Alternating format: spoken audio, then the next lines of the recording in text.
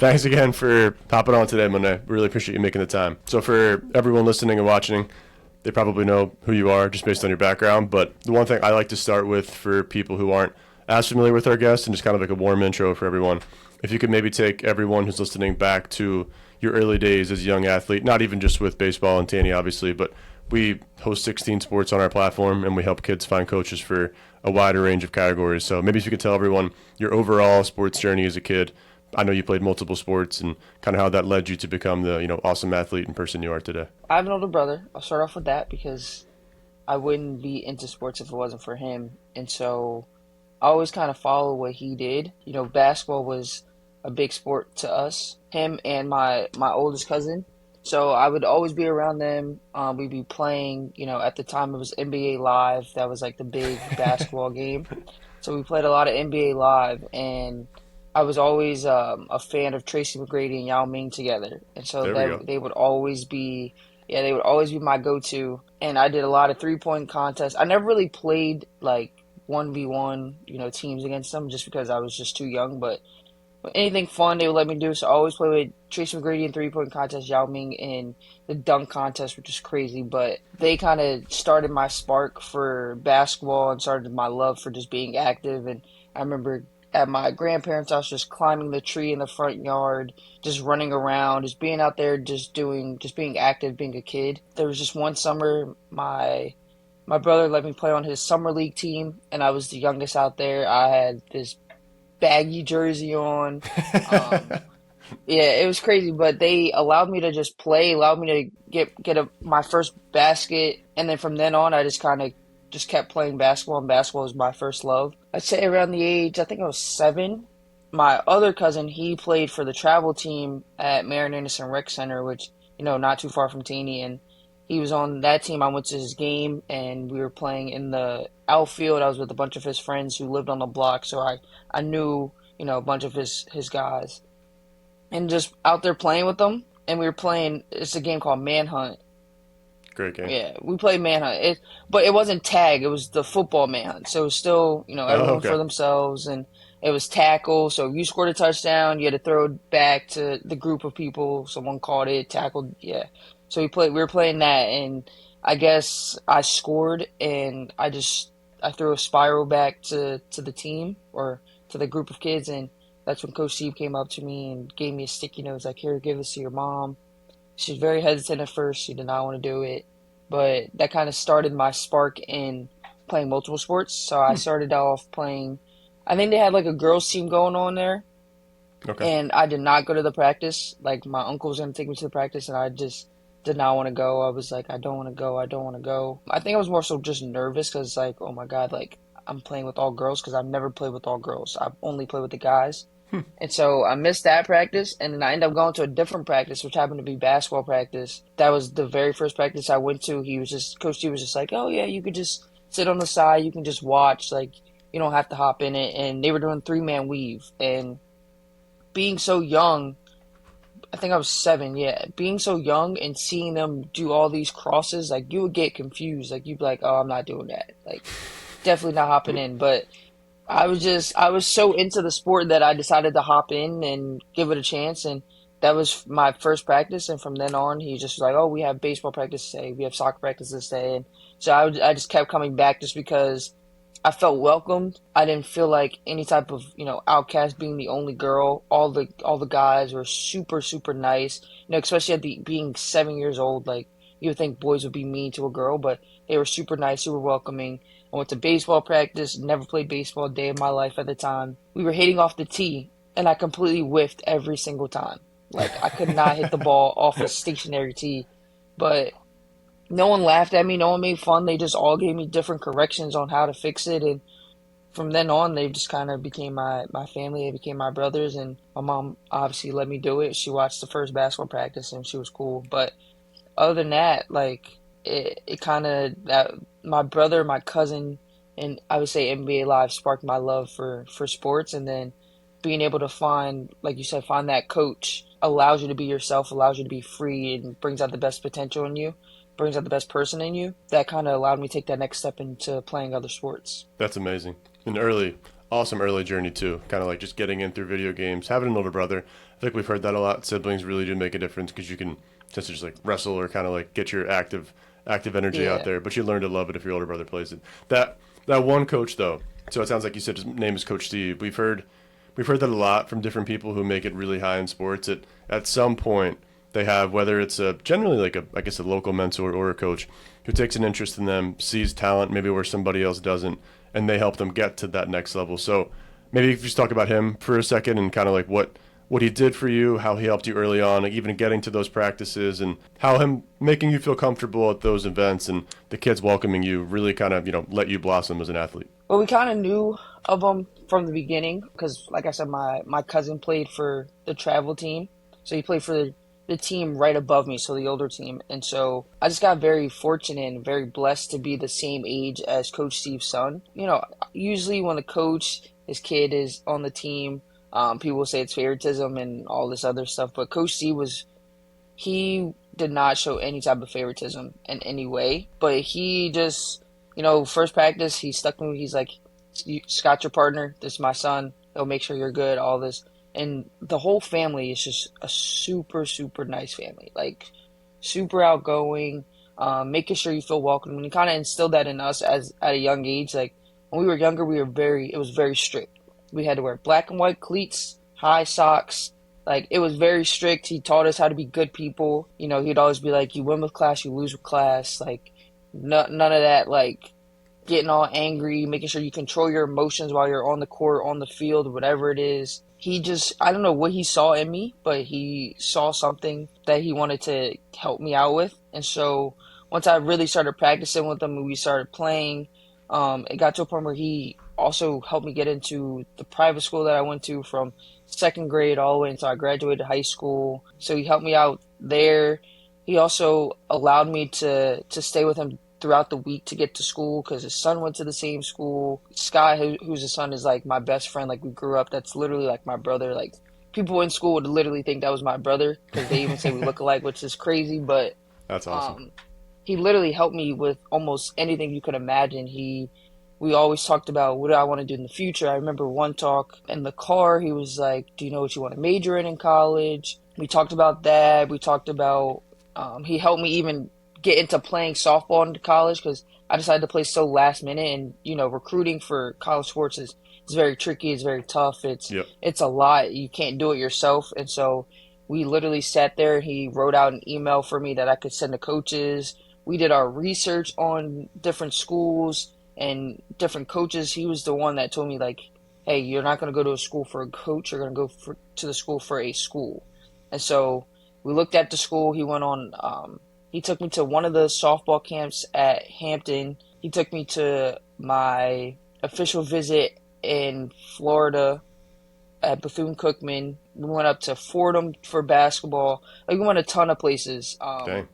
The JMU camp, like we went a ton of places just because he knows he's a coach. He can see through other coaches. So I feel like having him there really helped me just figure out if a coach is, true on their word. Because some coaches will, sugarcoat it. They'll say all For this sure. stuff just to get you to the school, and then once you get there, they don't pay any attention to you. So he helped me figure that out. He built connections with coaches. So he really helped me in different areas that, I feel like a lot of coaches nowadays wouldn't. A lot of coaches I feel like would, get that best player, use them all up, and then when it's time for them to get help to get to different colleges, they're kind of just nowhere to be found. But he was more than just a coach. We all of my teammates kind of consider him like another father to us, just because he even took me fishing when I was younger. Like I never thought I would go fishing, but he just took us to these different places. We've done so many different things that we got to see the world. And he always says how there's kids who never see outside of Philly a day of their life. Yeah. For him to give us that opportunity at such a young age really meant a lot. Like we went on a civil rights barnstorming tour, where we went to, I want to say 23 cities in like 3 weeks or something like that.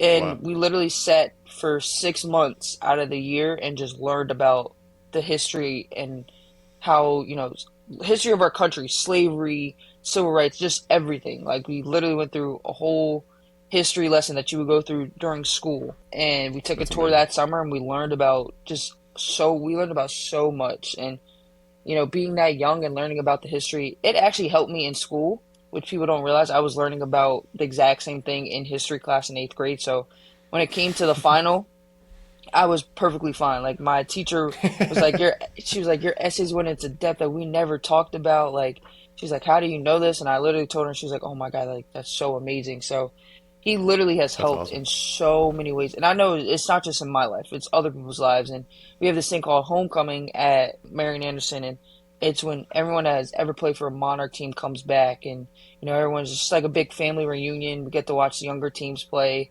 We have college signs on fences, so everyone that has played, you see your college sign, and if you get, another, however many degrees you get an extra sign. That's really cool. So I kind of look at it as a little competition, seeing all my teammates getting these extra degrees. I'm like, maybe I should go get another one. But he truly is a great guy who only wants the best for, the kids that he's coaching, kids that he knows, the people that he knows. He always wants the best for them. So, without Coach Steve, I would not be talking to you right now. That's amazing. And it takes a special kind of person to do that for a young kid when it's not their own kid, right? Like I think most parents would think like, yeah, I'll do that for my daughter, my son. But when it's not your kid and you have 10 other kids you're doing it for, he sounds like Yeah. a great guy and the kind of person that I think really makes a difference in young athletes' lives, which is awesome, man. For the athletes who are listening, obviously you went on that amazing run, and I do want to talk about your college career and what you're doing now, but and not even about the Little League World Series itself, but we've seen so many times with young athletes when they're that prime age, like between 10 to 15. Not that it's make or break. You can always do really well in high school and kind of build yourself up, but I think there's a certain thing about getting confidence when you're that age and then taking that into high school, into college, but you have a really good base.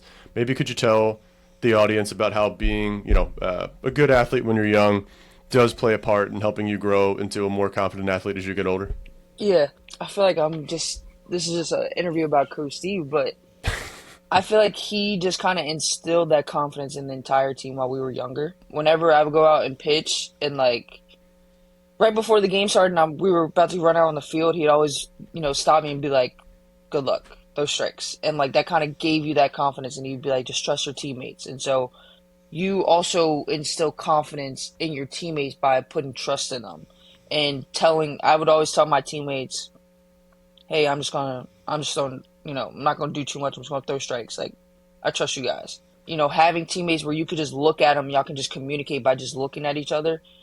That also gives you that confidence. And a lot of the time, when we were younger, since I was, my body developed a lot faster than the guys, I always pitched in, those important games. And so my teammates always believed in me and they always trusted me. And so having them to back you as well as your coach backing you and to give you, full trust in these important games, that also instills confidence in you. So I think just having the right people around you at such a young age and they slowly building your confidence up and that also gives you confidence, that just makes a huge difference. And then you just kind of take that with you, everything that you learned when you were younger, all the hard work, the tough practices, and, those tough games, you take that with you as you get older. And it also just doesn't pertain to sports, it pertains to life as well. Yeah. Knowing you're a good person, knowing what you bring to the table whenever you go to, a new workspace, you know what you're capable of and your confidence in your skill, you're confident in your skills and all the hard work that you put in that, you just kind of, you just go out there and you're just being yourself. And that was also a big one, just being yourself. Don't try to be someone else. Coach Steve,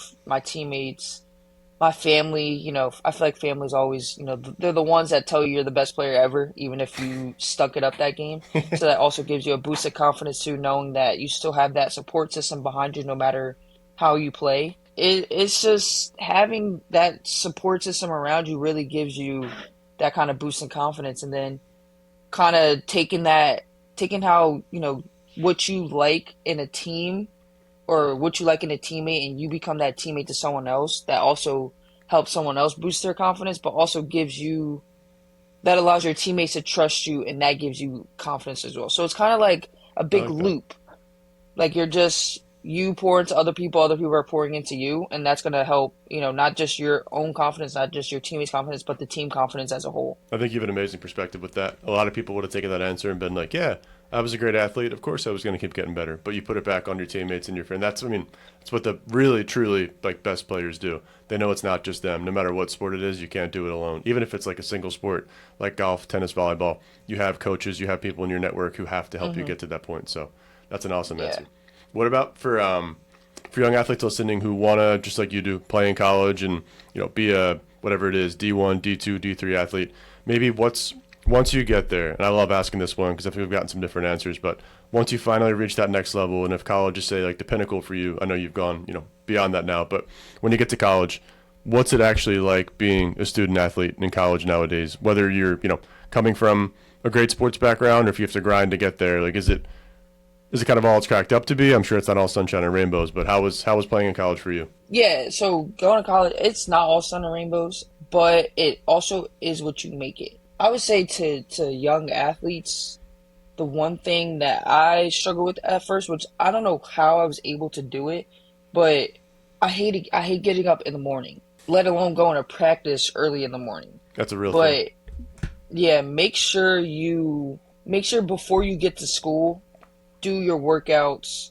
even doing them in the morning, just so you can get your body prepared. Because I'm also not a person that likes to eat first thing in the morning. Like when I first wake up, I can't eat. Making sure you get something in you, because there's been times I almost pass out at practice. There's been times teammates almost pass out at practice because you're having such an intense workout or practice. You're losing so much fluids and Yeah, all the minerals and vitamins got that no you fuel. need that, yeah, you have nothing left. But making sure you hit the gym. A lot of my teammates made fun of me. A lot of my friends in high school made fun of me. They would be like, "You're about to be a D1 athlete, but you've never been in the gym. Like, you don't even lift weights." And I'm like, "I don't, but somehow we're here." But making sure you do that, because those college workouts are a lot different than your travel team workouts, are a lot different than your high school workouts. Like, it's intense. And especially if you play a spring sport. Honestly, I would say winter sport. Winter, any sport, honestly. But for me, we had practice all throughout the fall. Like, there was no real breaks. I mean, we had breaks during finals, and there was dead periods, but you're still going in, you're still getting work, you're still working out. Yeah, you still got to get Um, active.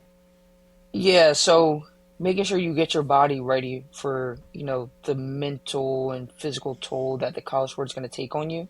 Knowing how to take care of your body as well. You have physical therapists there, you have trainers there and everything. So make sure you take advantage of that, because taking care of your body is going to be huge, and you don't want to, earn that starting spot and then you get hurt and someone else, next man up, and they take your spot, and now you have to really get back and you're going to try to work twice as hard, and then you're going to, you know, maybe re-injure yourself. So make sure you take care of your body and learning, the nutrition that you need to have. But I would say really just on the brighter side, you really kind of, your teammates are going to be the people you're around the most. So making sure you get to know them, make sure you're nice to them, because you spend so much time with them. Like my roommate all 4 years she was my teammate. Even teammates now, or my old teammates, I'm still friends with them now, so we're still communicating all the time. Homecoming's coming up at Hampton, so I'm going down to that. So Oh, nice. just being with, my old teammates is going to be really fun, and just having those memories and just, walk around campus like, oh, remember when this happened, and just laughing it up. But also try to have that balance between being an athlete and also being a regular student. Yeah, I know you might be tired, but you'll still be able to find time throughout the day. Like I was able to find time throughout the day. So if I know our practices are going to be in the morning, I'm going to have my classes right after that. So I don't have to go back to my room, shower, go take a nap, and go just doing a bunch of stuff to where I'm going to start feeling lazy and I don't want to get out of bed. So I just kind of, since I'm already up early, just get my classes out the way, and then that way I have the rest of the day. So if I know I have homework, if I'm done before noon, I can get my homework done and still have the rest of the day. Make sure you really choose the right schedule. People say don't choose 8 a.m.s. I would rather get my classes out the way early. Smart. Um, but that's a personal preference, even though I hate getting up early, but I have to get up early anyway. So just Might as well just double up. really knowing yourself. Yeah, just knowing yourself, working on your time management, and also just socializing. Like I still, even though I was playing sports all the time and I was around my teammates all the time, I was still able to meet new classmates, hang out with different classmates, go to different events on campus. I feel like I didn't do that as much in the early years of college, but after, like towards the end, I started to explore more and go out more. Making sure you have that balance. So making sure you get your body prepared, taking care of your body, and also socializing. That's big. Making friends outside of your teammates because perhaps your teammates decide to transfer or they decide to not play. You want to have other friends as well. So those are probably my three big ones. And just choosing a place that feels like home.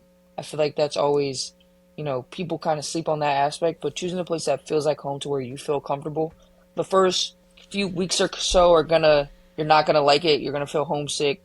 But once you get past that, once you find that good group of friends, all of that goes out the door. But you want to find some place where you feel at home, and you want to find a coach that instills family values rather than just these are your teammates. Feeling like you can have they'll have your back and you'll have their back at all times. So those are probably my crucial points I would give to anyone that wants to go play college sports. I feel like that's the perfect answer because nothing of what you mentioned, which I think is cool, is about the on the field stuff, right? Like everyone knows you're gonna play and you got to work on the skills, but that's like a given. I think to be successful in college, it's everything around stepping on the field or the court that makes the biggest difference. Like you said, getting your body right, making sure you have the right class schedule, making sure that you're not falling behind, you make friends so you're happy at school.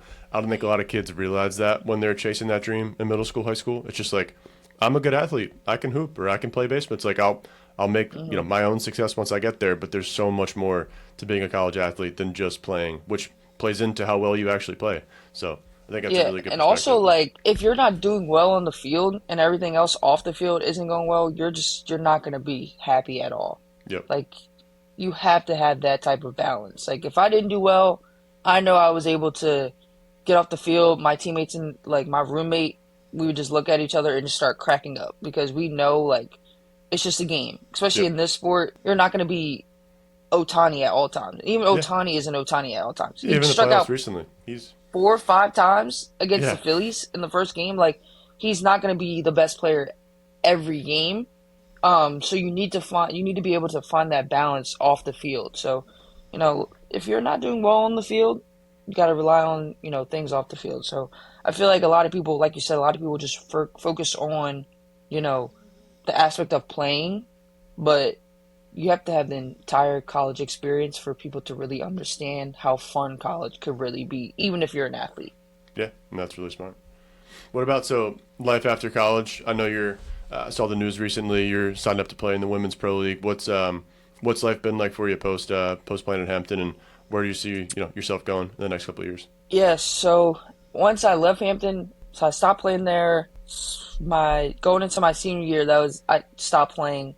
So I really only played one full season in college, but I went on to grad school at Columbia. I focused on sports management, so still being around sports, but learning kind of the business side of it. I took a break and I started doing content as well, just trying new things, showing different sides of me. I feel like when you're younger, everybody wants a YouTube channel. And so I figured, why not just start it now while I'm taking this break and just trying different things out. I'm always a person that loves to just try new things, no matter what it is. And I kind of pick up on it pretty fast too. So when I try something and I like it, I'm going to do that for however long and I'll try something else. So that's kind of what I've been doing. Started getting my body back into that because last time I played baseball before the tryouts was 2020, which Long time. very long time ago. Yeah, so just kind of knocking some rust off and getting my body used to using different muscles that I haven't been using in over the years. Yeah, I would say it's been pretty successful. A lot of people be like, "Oh, where have you been? I haven't heard about you." I've been doing great. I've been all about my studies, graduating, getting extra degrees, just living my life. Just because when you have that attention on you at such a young age, a lot of people tend to forget that you're also a human being and that you want to experience life. So For sure. just enjoying my life, being with my friends, just doing things that a normal young 20-year-old would do, just out and just having fun. But yeah, the WPL is starting up in next next year, sometime next summer. So Nice. just kind of gearing up towards that and taking a little break right now because messed my arm up during the tryouts. So taking a break now and just getting myself together before the long season comes up and just taking it day by day.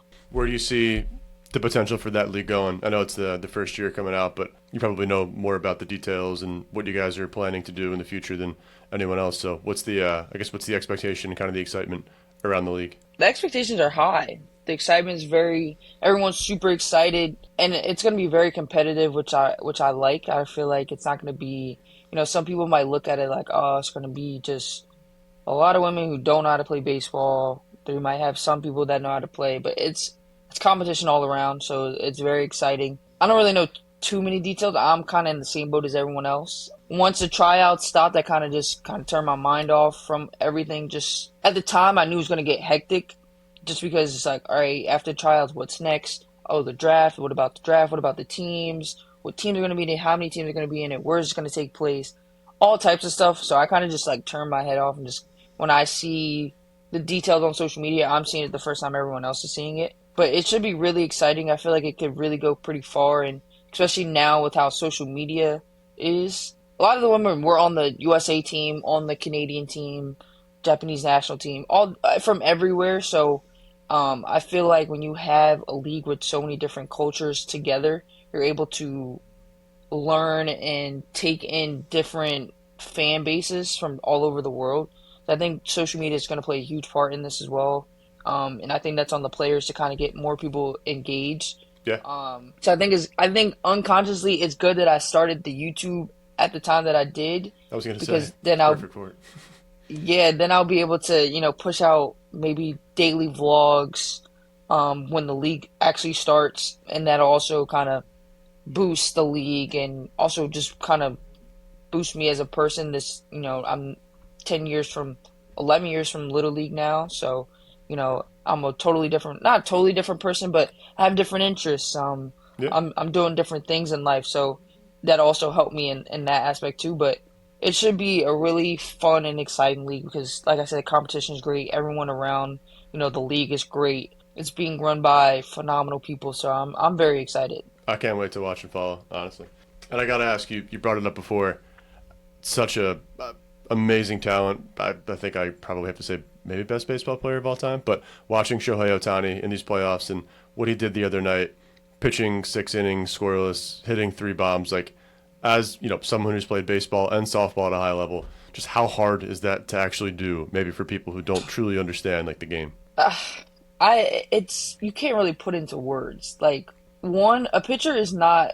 If you're just a pitcher, you're not focused on hitting. Especially now, like every pitcher's going to be DH for. I don't know. I can't really put into words, but seeing him struggle.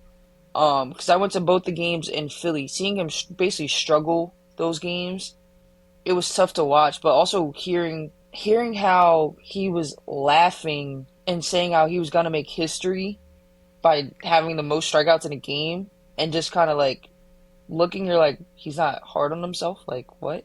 But hearing how he gets through those slumps and knowing that it's gonna get better, that also kind of puts in perspective the type of person that he is Yep. and how he can just turn that off and just laugh it off. But being able to go and throw 10 strikeouts in a game like this when the Brewers have been hot and hit 3 homers, like that's just insane. Like you just don't hear that like Yeah. at all. Like I think I might have had one game where I hit a home run and actually had a good amount of strikeouts. That's it. Solid day Because there's pitching, solid times, day hitting, but not yeah, very good. like there's times where it's either one's working and the other isn't. Like either you're hitting or you're not doing well pitching, or you're pitching well, you're not doing well hitting. Like it doesn't. It usually is not. It does not mesh most of the time. And then you have guys throwing 100 miles an hour almost every pitch, and then have filthy breaking balls. Like it just seems impossible. Like I can't really describe how amazing that game was for him. I don't really know how to put into words because like 3 homers, like not one but three, like that's insane. I've been trying to think of a comp. I mean, because every sport's so different, obviously. But if you compare what Shohei did the other night to maybe what a LeBron could do in a playoff game, or to what I mean, Birds fan, I'll throw out like a Jalen Hurts or Saquon could do in a football game. But like, the numbers are astronomical if you say which. It's probably like 5 touchdowns by Saquon, and he hops on defense and like gets a pick six. It's like it's just Yeah, it's it just unreal to you think about what he's can't. doing. Yeah, like you truly like you can't put into words. Like I feel like you can't even compare basketball to it because you have to play both sides in basketball. Like you can't Yeah. unless you scored 300 points in a game somehow. Like And the other there's team just scored zero. no. Yeah, like there's just no comparison. Like even football, like yeah, five touchdowns. like you said, he would have to get at least 3 picks. Like he'd have to have at least like 10 touchdowns in a game, and it has to be 5 on each side. Like Yeah, it just there's nothing like that's very unrealistic. Like it just there's just nothing like you can compare it to. I do want to ask though, because I feel like you're the perfect person to ask this. So you're playing the WPBL. I'm sure there's, like you said, a lot of cultures mixed into that. You played in the Little League World Series, which has a lot of cultures mixed into it. So maybe not just the Japanese culture in particular, but is there a difference in players who come from overseas and they grow up in different countries when they take on baseball? Because baseball is such a big sport in America. It's America's pastime. It's very, very competitive. And I don't think, I mean, again, this is maybe my opinion, but I don't think you would see an American player laughing like a Shohei about having the most strikeouts. It's just a different feel when he's so relaxed. And you've seen a lot of Japanese players be the same way. They're very calm, very relaxed. They don't get worked up like Mad Max Scherzer, who's like spitting when he's pitching. That's like the American way. But like, what is the difference in cultures when it comes to that? And how can that? I mean, how can that potentially benefit somebody else who grows up and plays somewhere else where baseball isn't life and death? Honestly, it's kind of hard for me to answer that question because I haven't really been able to fully get to know the international women that are going to be playing in the league. So I can't really I don't know their how they practice and That'd be a good piece of content in the just future for you when you're blogging it out. yeah, no, for sure, for sure. And I want to learn different languages as well. Like I want to that's my goal going into this league. Like yes, I want to compete, but I want to learn about the different cultures. But I can't really attest to like, the international players and how they were taught the game and how they are able to, contain their emotions in a certain way. I can't really attest to that, but I think it also goes towards the fans as well. I feel like when you're down, the fans are kind of already kicking you. Like, Especially in being in Philly. Philly. Yeah, like being in Philly. If you're not doing well, they're gonna boo you, even if you're on their team. Like, I think that also kind of, I don't know. I'm guessing like just the attitudes, the mindset. Like, I feel like we have so many people that are, kind of angry over here, but also I'm not even gonna call them angry. I'm gonna say they're just very passionate about it. Yep. And, you know, over here we're allowed to express that emotion while we play sports. Maybe over there they're not allowed to. It's not common courtesy. I'm not sure. I think it's just being passionate, really loving what you do, and sometimes that emotion kind of takes over. Like there was after the Little League game, I literally was screaming after the game, and like I let out this deep just like it kind of felt like a deep breath, but like it came out as a scream, and I never do that. Like I'm very calm. I just like I said earlier, win with class, lose with class. So like, Yep. but for me to let out that scream, like I didn't know I was holding it in. That just goes to show like we're allowed to like on the field and playing sports. That's the one place we're allowed to express true emotion. That's what I think. I'm That's not a quite really good sure, guess, though. but that is something to figure out. When the league starts. So I'm excited about that. Yeah, I'm excited to watch that too. I think it's a really good kind of like deep dive into how the potential cultures could clash in a good way. Like you said in sports, I mean in America in general, you're not supposed to let your emotions show, but people do want you to in sports. So it's probably more of a Hmm. cultural thing here where it's accepted and almost praised if you are, not crying, but kind of like letting it all out, letting your heart in your sleeve. But in other cultures, it might not be like that, so they seem more relaxed. But that's a really good perspective. Maybe one of the last questions, Monet. You might have gotten asked this one before, but I love asking it to put yourself in the shoes of a young athlete again. So kind of like knowing what you know now, not even for the Little League World Series run, but back when you were 7, 8. If you can go back to yourself in time and give yourself one piece of advice, having learned all that you did throughout your amazing journey, what would you tell, 7-year-old Monet who's just playing NBA Live and playing pickup at the park? Don't let anyone stop you from being you, being the player that you are. Yeah. Don't let anyone stop you from being the player that you are. Basketball was like where I showed the most emotion, but it also depended on the team that I played for. So for my AAU team, I was kind of the level-headed one. Like I was the one that made sure everyone stayed calm. I was the composed one. If we were getting pressed and it was the end of the game, we were up. I was the one that had to throw the ball in, and I was the one that had to go get the ball and bring the ball up. I was kind of like the zen on the team.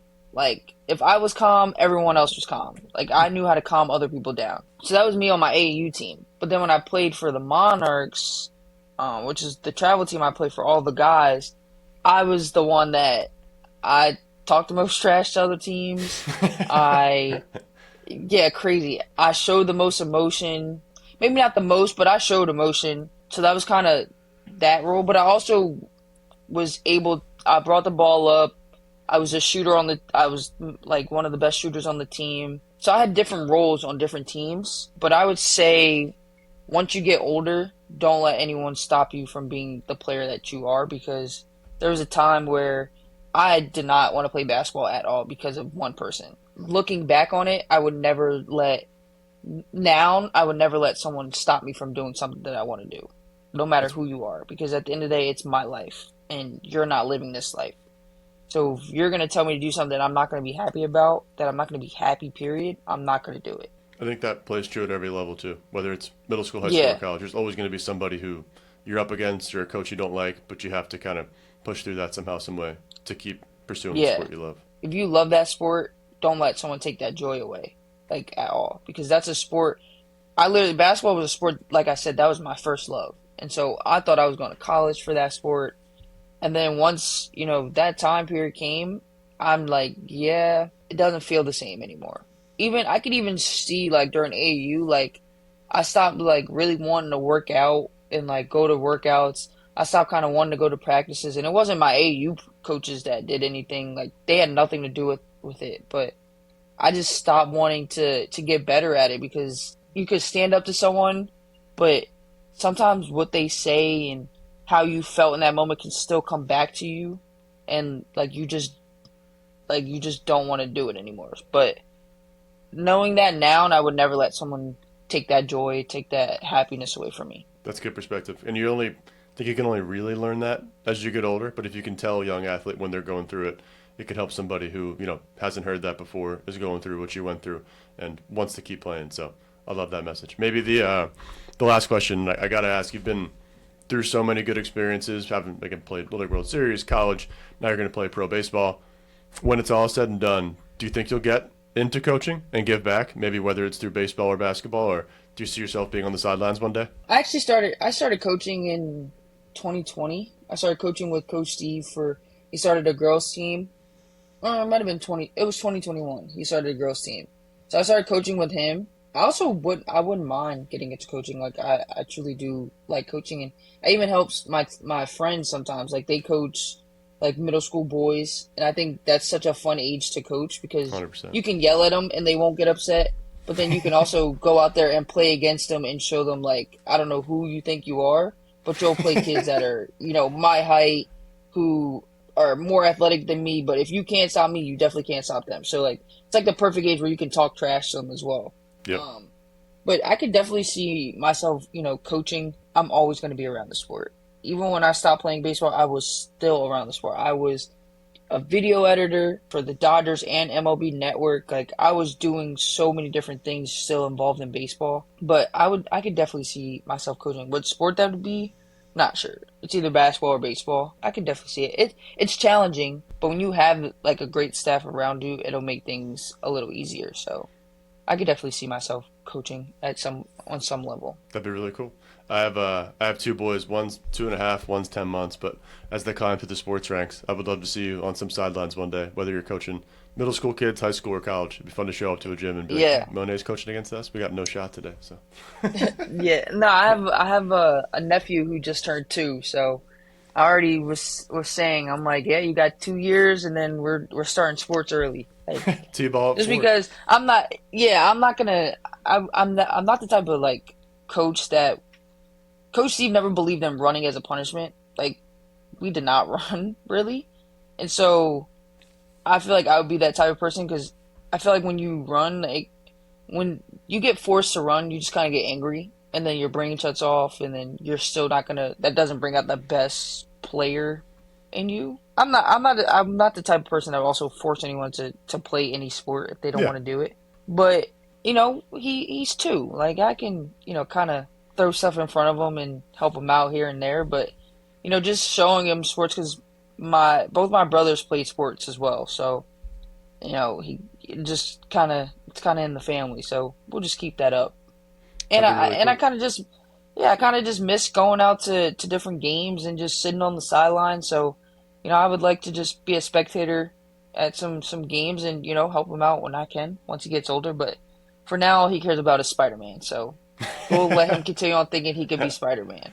He's got Spider-Man. My son's got Shrek. Every 2-year-old's got Like some movie figure they love. something, yeah.